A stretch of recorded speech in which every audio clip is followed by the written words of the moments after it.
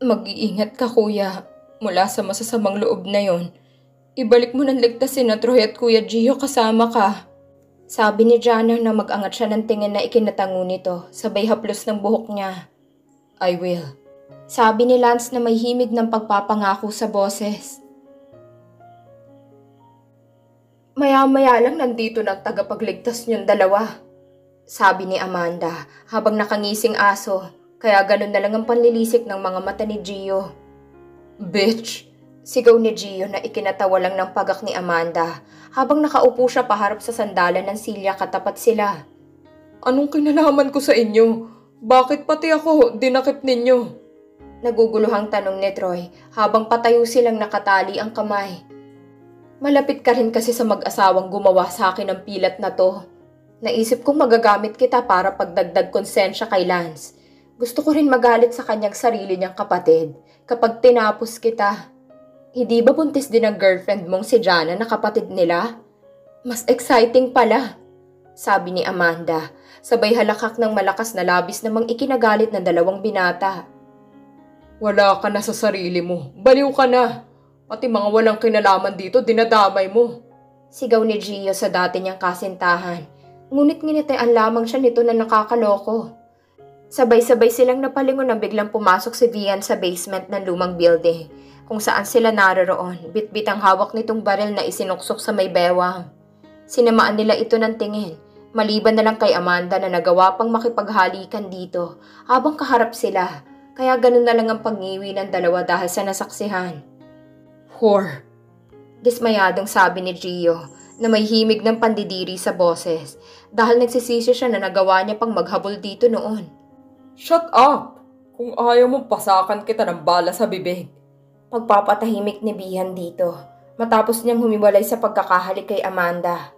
Akma magsasalita pa sana si Gio nang mahina siyang sinipa ni Troy para kunin ang atensyon niya upang iparating na wag na niyang galitin ang lalaki dahil sa sitwasyon nila ngayon, wala silang magagawa laban dito.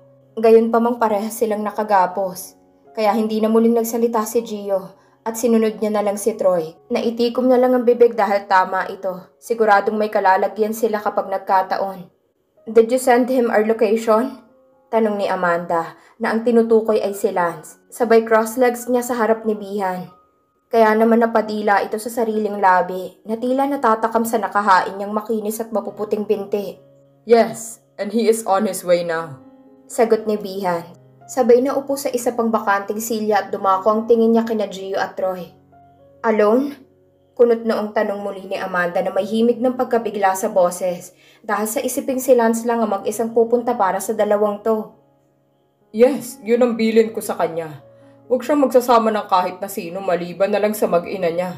Pero alam naman nating hindi niya para isama ang pamilya niya. Sagot ni Vian na ikinangisi ng pasinghal ni Amanda. It looks like he's willing to sacrifice his life for these two idiots, sabi ni Amanda. Sabay irap at lihim niyang naikuyom ang dalawang palad dahil ang gusto niya talagang tapusin ay walang iba kundi si Chloe. Exactly, tila naaaliw na sabi ni Bian. Pero ang mas gusto ko sanang makaharap ay yung asawang babae na naging dahilan ng pagkasira ng buhay ko. Puno ng puot na sabi ni Amanda na ikinatawa ng malakas ni Gio. Kaya nagtataka silang napatingin sa gawin nito. Si Ate Chloe ang sinisisi mo sa pagkasira ng buhay mo? Ikaw ang naggawa ng kapalaran mo. Ikaw lang ang dapat sisisihin dahil pinili mong maging kabit at magpadala sa labis na kasalanan. Imbis na magbago ka, mas nilubog mo lang ang sarili mo dahil nagpalamon ka sa galit. Gulyaw ni Gio. Biglang tumayo si Amanda at lumapit siya rito. Sabay pinadapuan niya ito ng isang malakas na sampal sa kaliwang pisngi na ikinapiling ng ulo nito. Isa ka rin naman sa taong sumira ng buhay ko, kaya wala kang karapatang sabihan ako. Galit niyang sigaw, ngunit nginisihan lang siya nito. Isinisisi mo sa amin ang lahat, kahit may choice ka naman kung anong gusto mong gawin sa buhay. Pero eto ka, dinagdagan ng kasalanan imbis na magsisi. Malamang sabi ni Gio na nakapagpatigil dito. Makasingit nga sa usapan nyo. Ikaw ba, Gio, tanda mo pa ba ang babaeng noon ay nabuntis mo? Kahit alam mong ikakasal na siya sa iba? Manghang tanong ni Bian, gamit ang malalim na boses. Samantala nanigas naman sa kinatatayuan si Gio. Matapos nang marinig niyang sinabi nito at sumilay din ang pagtataka sa mukha niya kung bakit nito alam ang tungkol doon. Why did you ask? Who are you? Kunot noong tanong ni Gio na may himig ng pagkalito sa boses. Sino ako? Ako lang naman ang fiancé ng babaeng paulit-ulit mong tinuhog. 5 taon nang nakakalipas. Sagot ni Vian na may madilim na presensya habang nanlisik ang mga matang tinititigan si Gio na siyang kasalukuyang mas nanigas sa kinatatayuan. Ikaw? Nalalaki ang mga matang tanong ni Gio dahil sa matinding gulat na siyang nagpayanig sa kanya. Nagulat ka ba? Imbes na sagutin ni Vian, ay sarkastikong tanong din ang ibinigay niya rito. Ikaw rin bang lalaking kumitil sa buhay niya ng gabing yon? Nahihintakutang tanong ni Gio, ngunit ngumisi lang ito ng nakakakilabot. Kesa naman kagaya mong ibang patuloy na makinabang. Tinapos ko na lang siya, mas mabuti pa. Pag-amin nito, sabay tumawa na tila nababaliw na. Ang sama mo. Bulalas ni Gio. Sabay tumulong mga luha kaya biglang hinto ni Vian mula sa pagtawa. You're crying because you found out that I am the one who killed the woman we loved? Well, don't worry. Kaunting oras na lang naman ay magsasama na kayong dalawa. Kaya relax, okay? Tanong nito na may pang-aasar. Walang yaka. Magbabayaran mong ginawa mo. At isa ka pa, Amanda. Pagbabayaran yung dalawa tong kabaliwan nyo. Nagingit-ngit na sigaw ni Gio habang si Troy ay tahimik lang sa isang tabi na walang ibang laman ng isip kundi ang mahal niyang nobyang si Jana na siguradong hindi na mapakali sa mga oras na to.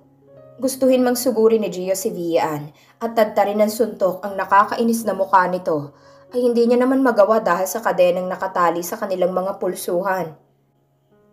Wala ka kasing pinipiling babaeng titikman. Uso rin mag-check ng background bago mo sipingan. Kaya ayan ka tuloy. Ngayon kinarma ka na rin gaya ko. Dahil dyan sa kakatihan mo. Pasinghal na sabi ni Amanda at saka ito muling inirapan. Pag ako nakawala rito, humanda talaga kayong dalawa sa akin. Banta ni Gio na ikinabilog ng mata ni Amanda. Sabay na pao ang bibig na tila mamangha pa imbes na kabahan. Dapat na ba akong matakot? Nangaasar na tanong ni Amanda, sabay nakaturo sa sarili. You should be. Tipid na sabi ni Gio gamit ang malalim ngunit mapanganib na boses. Gusto ko sanang kabahan. Ang kaso hindi ko magawa kasi alam kong malabo na kayong sikatan ng araw sa pagbuka ng liwayway. Sabi ni Amanda na tila hindi man lang natitinang.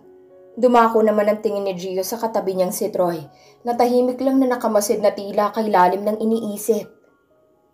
Ikaw, wala ka bang sasabihin? Hindi ka man lang ba nagnanais na makalabas tayo rito? Kunot noong tanong ni Gio, ngunit mapait lang siyang tinawanan nito. May mangyayari ba kung makikipagtalo ko sa mga yan? Magsasayang lang ako ng laway. Kaya mas itutuon ko na lang ang lakas ko sa pag-iisip kung paano ba tayo makakaalis dito kaysa makipag-usap sa mga walang kwentang kagaya niyan nila. Pabulong na sagot ni Troy na nakapagpatigil dito. Ang gusto ko lang ngayon ay ang ligtas tayong makaalis at nang makauwi na ako sa piling ng magiging asawa ko. Gusto ko pang masilayan ang pagsilang niya sa anak ko kaya hindi ako papayag na dito lang matatapos ang buhay ko. Dagdag pa ni Troy gamit ang matigas niyang boses. Jana, susunod ako kay Lance. Ikaw munang maiwan dito kasama ng anak ko. Sabi ni Chloe, ngunit umiling ito. No! Sasama ako! Hindi pagsang-ayon ni Jana, kaya mariing napapikit si Chloe sabay hawak nito sa magkabilang balikat niya. Listen to me very carefully. Ako at si Lance lang ang pakay ng babaeng yon. Pinain lang nila sina Troy at Gio para gipitin kaming makipagharap sa kanya. Kaibigan ko rin si Troy. Mahalaga din siya sa akin. Pangako ko iuuwi namin si Troy sa'yo ng ligtas. Pagpapaintindi ni Chloe. Pero buntis ka ate. Paano kung may mangyari sa inyo ng baby mo? Nag-aalalang tanong ni Jana. Walang mangyayaring masama sa akin, okay? Mas hindi ko naman maaatim na si Lance ang sumusugal doon mag-isa. Kapalit ang buhay niya. Sagot ni Chloe, kaya wala na itong nagawa. Mag-iingat ka, bilin ni Jana. Oo, Tinawagan ko na rin ang mga taong inutos sa akin ni Lance na tawagan ko. They are on their way. Mabuti na lang iniwan sa akin ni Lance ang phone niya, kaya alam ko kung saan ko sila pupuntahan. Sabi ni Chloe, sabay tumungo sa holder keys at kinuhang susi ng isang sasakyan. Bago siya tumalikod ay muli siyang tumingin kay Jana at banayad itong nginitian. Ikaw na munang bahala sa anak ko, Jana. Biling ni Chloe na nagdulot ng mabigat na pakiramdam dito. Ngunit tumango na lang ito. Lumabas na si Chloe sa silid at hindi na siya nag-abalang magpaalam sa anak nilang nasa sariling kwarto dahil siguradong pipigilan pa siya nitong umalis. Dali-daling lumabas si Chloe at tumungo sa garahe kung saan nakapark ang isa pang sasakyan at agad siyang sumakay sa driver's seat at binuhay ang makina sabay mabilis na pinaharurot. Hindi niya akalaing hahantog sa ganitong sitwasyon. Hindi na natapos-tapos sa mga problema simula nang makauwi sila ng Pilipinas. Habang nagmamaneho, kasalukuyan din siyang nag-iisip kung ano ang mangyayari sa kanila. Hindi niya lubos na maisip na si Amanda pa talagang may ganang maghigante matapos niyang manira ng pamilya. Iba na talaga ngayon, patapang ng patapang ang mga kabit. Ayaw talaga silang tantanan ng babaeng yon, kahit ilang taon nang nakalipas. Kaya ngayon muli niya itong haharapin para tapusin ang hinihimutok ng butse nito. Lumipas ang kulang isang oras, nakarating na siya sa isang luma at abandonadong building. Kaya dali-dali na siyang bumaba ng sasakyan at pumunta sa palapag kung nasaan ang eksaktong lokasyon nila. Paakyat pa lang siya ng hagdanan ay nakakarinig na siya ng malalakas na mga tawanan. Mga tawang hindi ka nais-nais sa pandinig. Saktong pagdating niya sa kinaroroonan nila, nakita niya ang asawang si Lance na dugo ang nakahandusay sa sahig, habang sina Troy at Gio ay nakagapos pa rin. At mga bugbog sarado na halos mawalan na ng malay, kaya nasapo ni Chloe ang kanyang bibig dahil sa gulat sa nasaksihan. Nalalaki naman ang mga mata ni Lance nang makita si Chloe na kasalukuyang nakatayo sa harapan niya, kaya naman bigla siyang nakaramdam ng inis, dahil kung bakit sumunod pa ito, alam namang delikado. Kaya sinenyasan niya itong umalis na kaagad, habang hindi pa siya napapansin ni na Amanda at Bian, dahil kasalukuyang nakatalikod ang mga ito sa kanya. Nagulat din sina Troy at Gio nang makita si Chloe, kaya kagaya ni Lance ay nagbigay senyas din ng mga ito na tila pinaalis nila si Chloe sa delikadong sitwasyong ito. Ngunit imbes na sundin nito ay nanatili pa rin itong nakatayo. Amanda! Matapang na tawag ni Chloe sa pangalan ng babaeng sumira ng kanyang masayang pamilya noon.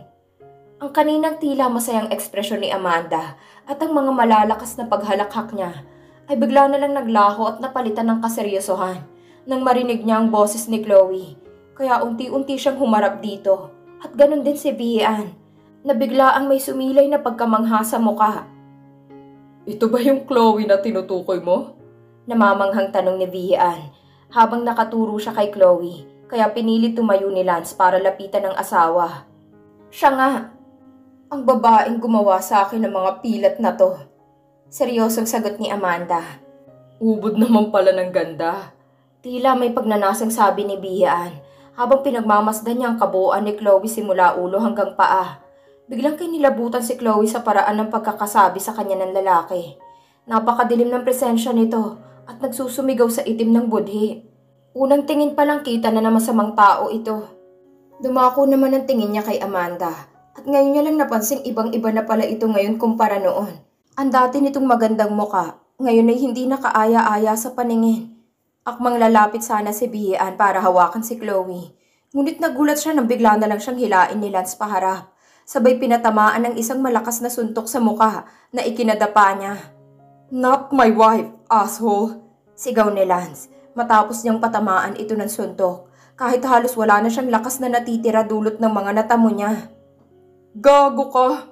Galit na sigaw ni Bian. At nang akmang tatayo na sana siya hawak ang baril para itutok sa kanila, nang biglang mabilis pa sa 4:00 pinangalawahan ni Troy ng suntok ang mukha niya, kaya muli siyang nadapat na bitawan ito.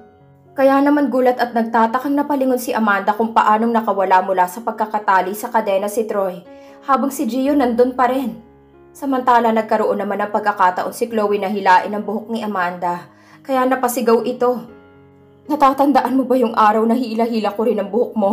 Gusto mo ata ng part 2. Kaya naman pagbibigyan kita.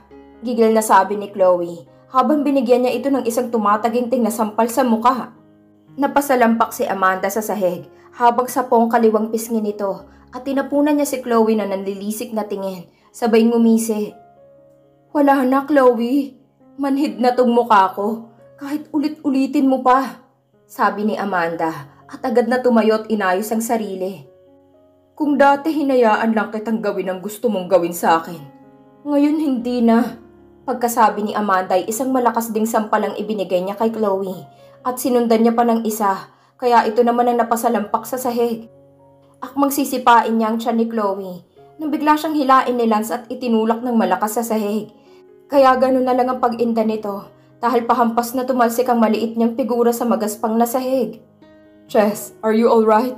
Nag-aalalang tanong ni Lance sa asawa na ikinatangulang nito at dahan-dahan siya nitong itinayo. Bakit ka pa kasi sumunod dito? Ang tigas ng ulo mo. Pagalit ni Lance dahil hindi niya na napigilan ang inis niya rito.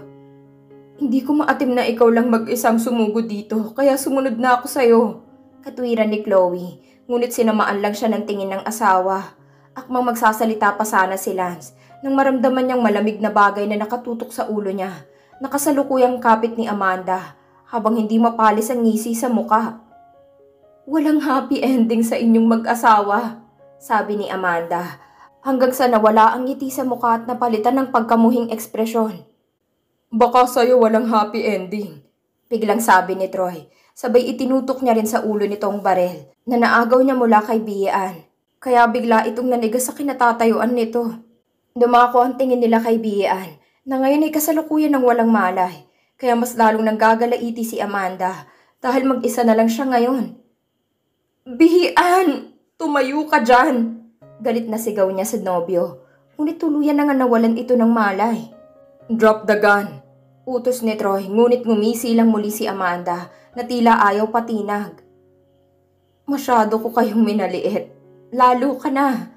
Bulalas ni Amanda, sabay sulyap niya kay Troy sa gilid. Nakasalukuyan siyang tinututukan. Matapang ka lang babae ka dahil may hawak ka, singhal ni Chloe. Kaya sinilip niya si Amanda mula sa likod ni Lance at hindi pinansin ang sinabi niya. Handa kang protektahan ng dalawang to, oh. Ang swerte mo naman talaga, Chloe. Kaya gustong-gusto na talaga kitang tapusin eh. Dalawang lalaki nagmamahal sa'yo ng tunay. Samantalang ako, ito nasira ang buhay ng dahil sa inyo. Puno ng puot na sabi ni Amanda. Bakit ba sa amin mo isinisisi ang kinasadlakan mo? May nagsabi ba sa'yo na kalantariin mo ang asawa ko? Sarili mo ng desisyon yan, Amanda. Wala kaming kinalaman sa kahibangan mo. Bulyaw ni Chloe, ngunit mas nagngingit-ngit lang ito sa galit. Shut up! Ako dapat ang naging asawa ni Lance, hindi ikaw. Matagal ko na siyang gusto simula pa noon. Pero naunahan mo ko. Gigil na sabi ni Amanda, kaya napaawang ang bibig ni Chloe at hindi makapaniwalang tiningnan ito. Baliw ka na nga. You're deadly obsessed with my husband. Ang dami-daming lalaki dyan na pwedeng magmahal sa'yo ng totoo. Pero mas pinili mong ganitong landas. Nakakaawa ka. Maanghang na sabi ni Chloe, kaya sinamaan siya nito ng tingin. Wala kang pakialam. Gusto ko si Lance. Gusto ko. Mahal ko siya. Kaya dapat ka lang mawala para maging akin siya ng tuluyan. Giit ni Amanda habang nakatutok pa rin kay Lance ang barel. Ngunit ang atensyon niya ay na kay Chloe. Nagulat na lang si Amanda nang sa isang iglap ay naagaw ni Lance ang barel mula sa kamay niya. At sa kanya naman ito itinutok kaya napataas siya ng kamay. Sa atin lahat dito, ikaw ang dapat mawala dahil ang dami mo ng pinerwisyo. Tigilan mo ng pagpapantasya mo dahil kahit na kailan, hindi kita gugustuhin makasama sa panghabang buhay. Walang emosyong sabi ni Lance na naging dahilan ng pagtulo ng mga luha ni Amanda. Sabay biglang tawa ng pagkalakas at nasapo pa nito ang tiyan. Nagsalubong naman ang kanilang mga kilay dahil sa ipinakikita ni Amanda na tila tuluyan na itong nawawala sa sarili. Kaya nagkatinginan silang tatlo. Maya-maya ay huminto na rin si Amanda sa pagtawa. Sabay dumako naman ang tingin niya sa dalawang baril na parehas nakatutok sa kanya. Nakasalukuyang hawak ni na Lance at Troy. Fine! Tanggap ko nang hindi ka talaga mapapasakin. Pero may hihingiin akong kapalit.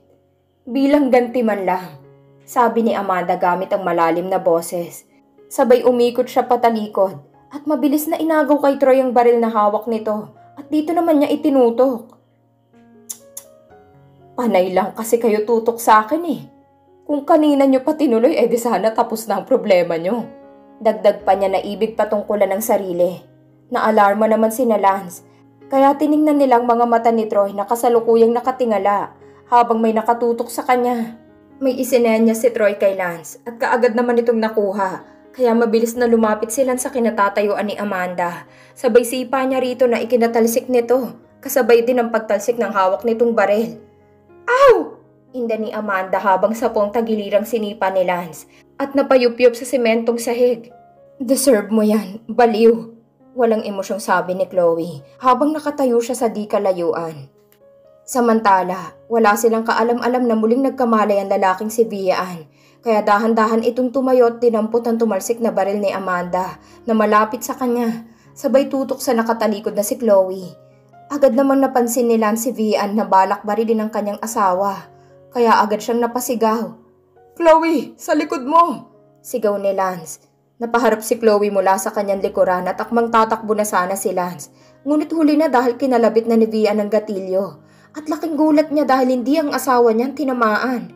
Akmang kakalabitin pa sana ni Vian ang gatilyo sa pangalawang pagkakataon nang biglang may sunod-sunod na putok ng baril na tumama sa kanya.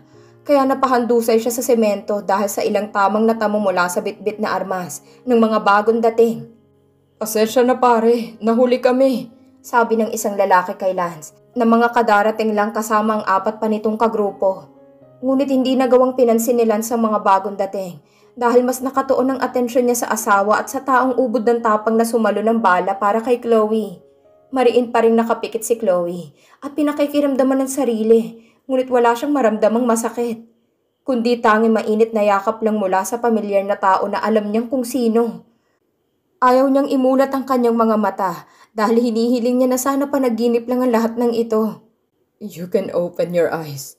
Malumanay ang boses na utos ni Troy sa kanyang kaibigan. Nakasalukuyang yakap niya dahil siyang sumalag ng bala. Ganun na lang ang pagbagsak ng mga masasaganang luha ni Chloe mula sa kanyang mga mata dahil sa itsura ngayon ni Troy na may tumutulong dugo mula sa bibig. Ngunit nagagawa pa rin ngumiti ng matamis sa harapan niya. Sabay banayad pang hinaplos ang buhok niya. Troy, bakit? Lumuluhang tanong ni Chloe habang nakatitig sa mga mata nitong kasalukuyang malamlam. Dahil ayaw kong dito lang matapos ang buhay mo. May asawa at anak ka pa na naghihintay sa'yo at may supling kang isisilang. Sagot ni Troy na tila nahihirapan ng magsalita at pinipilit na lang. Hindi mo dapat to ginawa, sabi ni Chloe habang nanginginig ang kanyang mga kamay na hinawakan ng magkabilang pisngin ni Troy, kaya hinawakan din siya nito. Ngayon ko lang to sasabihin sa'yo. Huwag ka sanang magagalit sa pagkakataon na to. Gusto ko lang sabihin sa'yo na ikaw ang una kong babaeng minahal. Sa'yo unang umikot ang mundo ko hanggang sa mas pinili mo si Lance. Pero tanggap ko na, kaya nagmahal na ako ng iba. At yun ay walang iba kundi si Jana. Mahabang paghahayag ng damdamin ni Troy. Troy!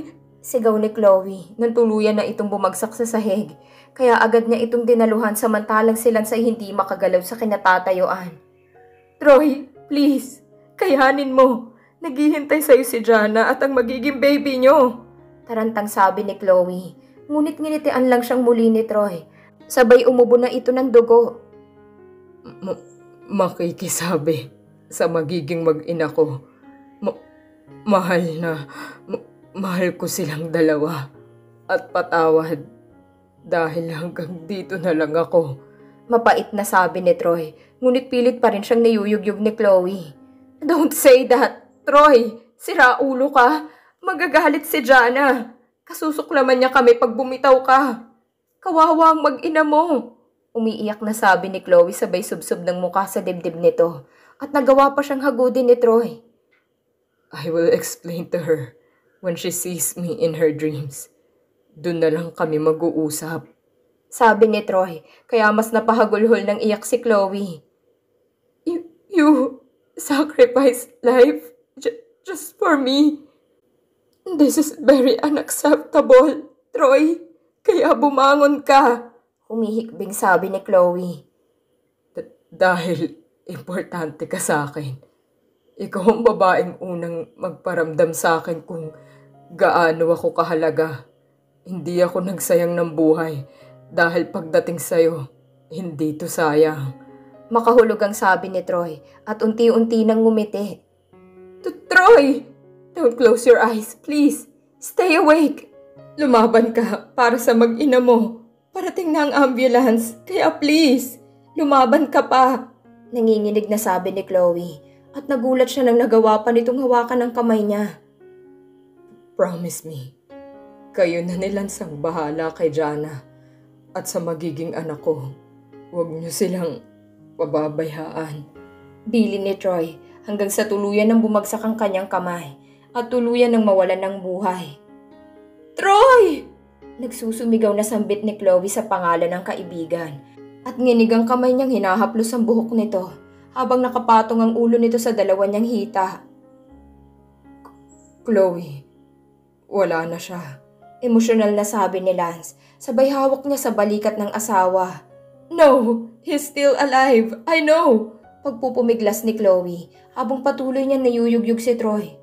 Jess, let him rest. Malungkot na awat ni Lance kay Chloe, ngunit umiling lang ito.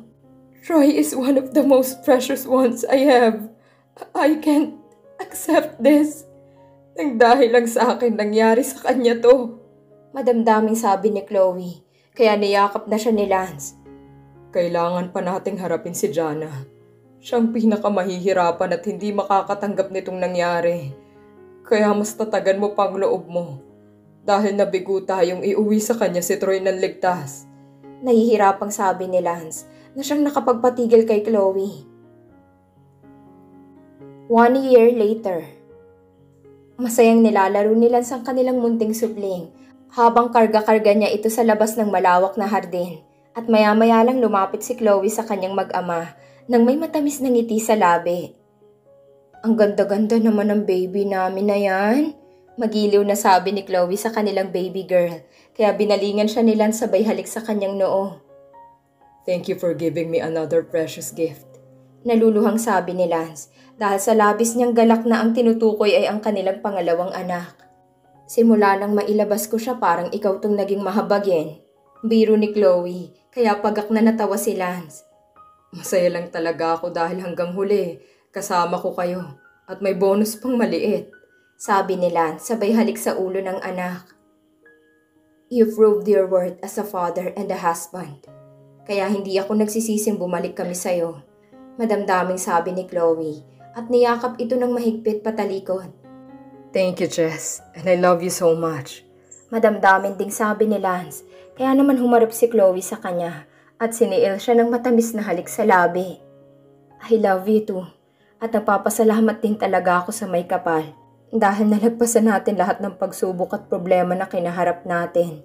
Sabi ni Chloe habang matamang nakatitig sa mga mata ni Lance. Sa tinginan niyong yan, baka wala pang 1 taon si Baby Shara masundan agad. Biro ng bagong dating na si Jana habang karga din ang kanyang baby girl na si Kemi. Masayang binalingan ng mag-asawa si Jana at ang baby nito at agad na kinuha ni Chloe si Baby Kemi. Hindi niyo sinabing bibisita pala kayo. Sabi ni Chloe habang iniuugoy-ugoy niya ang anak ni Jana sa kanyang bisig. Biglaan lang kasi ngayon lang nagkaroon ng time. Imbes na si Jana ang sumagot, boses ng panlalaking nagsalita mula sa likod nila. Kaya sabay-sabay silang napalingon. Oh Troy, akala ko may flight ka. Gulat na tanong ni Chloe sa kaibigan, ngunit ngumiti lang ito. It's family day. Sagot ni Troy, sabay ipinulupot niya ang kanyang mga braso sa bewang ng asawang si Jana. Sabay halik sa buhok nito. Sino nga ba naman mag-aakalang nakaligtas ka pa sa pag-aagaw buhay nung araw na yon? Biglang sabi ni Lance na tila isa lamang yung biro, ngunit sinamaan siya ng tingin ng lahat. Bibig mo, Lance, sita ni Chloe sa asawa. Relax, nagbibiro lang naman ako. Kiming sabi ni Lance, sabay kamot sa ulo na ikinatawa lang ni Troy. Sorry ka na lang, nagka-pulse rate eh. Natatawang biro din ni Troy, kaya siya naman na sinamaan ng tingin ni Jana. Halos mamatay na kami ni na Ate Chloe kakaiyak ng dahil sa'yo, tapos ngayon gagawin niyo lang biro ang nangyari? Inis naman tanong ni Jana, na mas lalo lang na ikinatawa ng dalawa. Ibalik mo ng mga luha ko, Troy. Buisit ka? May habilin ka pang nalalaman, mabubuhay ka rin naman pala. Gulyaw ni Chloe na mas ikinahagalpak nila ng tawa. Kahit si Jana ay natawa na rin dahil sa kalokohan ng mga asawa nila. Pero sa katunayan, nagpapasalamat siya dahil binigyan ng pangalawang buhay si Troy. At binigyan ito ng pagkakataong makasama silang mag-ina niya. Pero seryoso, I thought my life was to meet my end. But a miracle happened when a bright light came. And in just one snap, I woke up. Sabi ni Troy na ikinangiti nila. Isa lang ibig sabihin nun, hindi mo pa oras. Sabi ni Lance na sinang-ayunan nilang lahat. Halos kalahating taon kang nakoma, pero tingnan mo ngayon, alive na alive ka. Hindi makapaniwalang dagdag pa ni Lance, kaya napangisi ito. May misyon pa ako. Ayun na yung isa sa busitin ka. Biro ni Troy na ikinatawa ni Chloe. Sira ulo. Bulyaw ni Lance na ikinatawa nilang muli. Nilibot ni Jana ng tingin ng paligid, kaya naisipan niyang tanungin si Chloe dahil hindi niya nakikita si Liam. Nasaan ang poging binata natin? Tanong ni Jana habang lilinga-linga pa rin sa paligid. Nasa school siya ngayon. It's Monday. Sagot ni Chloe habang nilalaro si baby Kemi. Oo nga pala, nasan si Gio ngayon?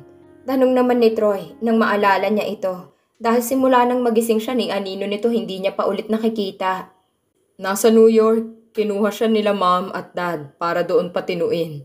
Sagot ni Lance habang si Kiara naman ang nilalaro. Ang lokong yun, matindi palang sabit. Dismayadong sabi ni Troy, kaya napailing na lang sina Lance at Jana. Wala eh. Padalos-dalos din ang kilos. Banat ng banat. Pero ang mahalaga ngayon ay okay na siya. At unti-unti na rin nagbabago mula sa pagiging pasaway niya. Sabi ni Lance. Sana lang makatagpo na rin siya ng babaeng walang sabit at yun talagang matatawag niyang kanya. Sabi naman ni Jana. Titinurin ang buhay ng kapatid nating yun. And it takes time for him to change. Sabi pa ni Lance. Maya-maya ay naalala ni Chloe si Amanda. Kaya naisipan niyang tanungin si Jana dahil silang may hawak sa kaso nito.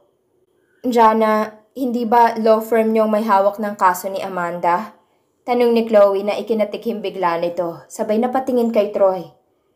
Nasentensyahan na siya ng 40 years in prison, no parole, and after that she will get out from the jail. Sabi ni Jana na isang magandang balita para sa kanila. Doon na siya tatanda. Sinayang niya lang ang buhay niya. Sabi ni Chloe sabay tingin niya kay Lance. Nanginitian lamang siya. It's her choice at wala na tayong magagawa.